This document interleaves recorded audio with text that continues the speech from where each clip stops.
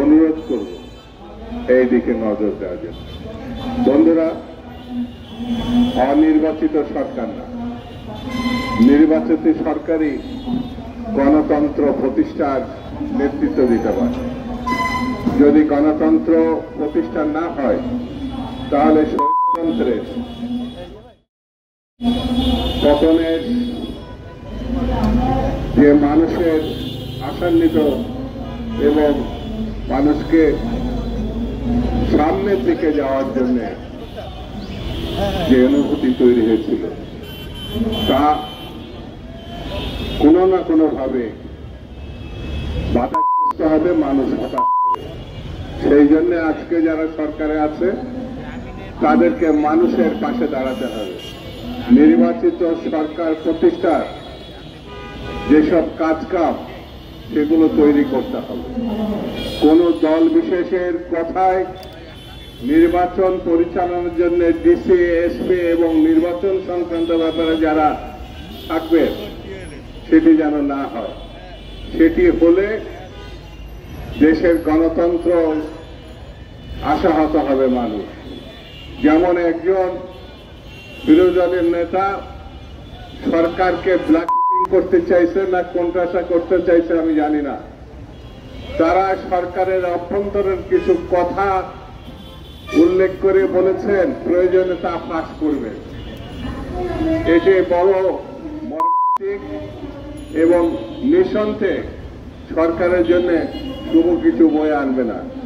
কোন রাজনৈতিক দলের কাজ না সরকারের অভ্যন্তরে চর নিয়োগ করা, লোক নিয়োগ করা, করার কথা বলা, এটা শোভনীয় না। গণতন্ত্রের জন্য আইনের শাসনের প্রেক্ষিতে এটা পানিশমেন্ট যোগ্য, এটা বেআইনি। সেই জন্য আমি বলবো সরকারকে ব্ল্যাকমেলিং করে যারা সুবিধা নেওয়ার চিন্তা করছেন সে ব্যাপারেও সরকারকে সতর্ক থাকতে হবে। আমরা জানি এই দেশে যারা গণতন্ত্রকে হত্যা করেছিল তার শিকন্ডি হচ্ছে শেখ মুজিব।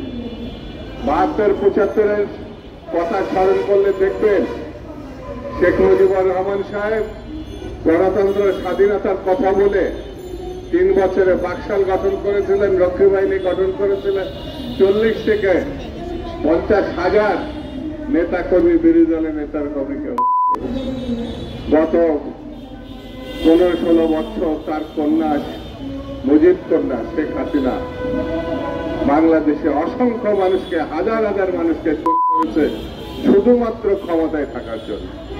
বন্ধুরা, আমরা মনে করি এই পরিবার আগাগোড়া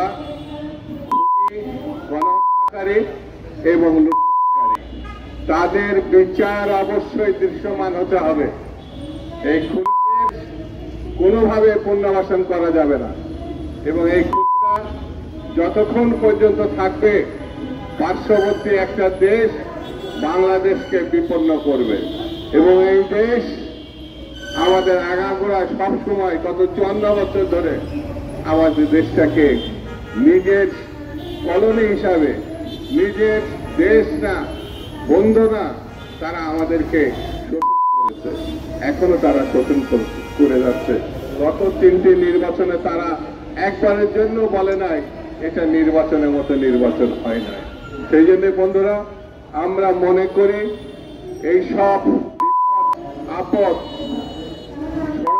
রুখতে হলে আমাদেরকে ঐক্যবদ্ধ থাকতে হবে এবং ঐক্যবদ্ধ না থাকলে আমাদের যা অর্জন, গণতন্ত্রের যে সম্ভাবনা সেটা ধ্বংস হয়ে যাবে, সেটা আমরা প্রতিষ্ঠা করতে পারবো না।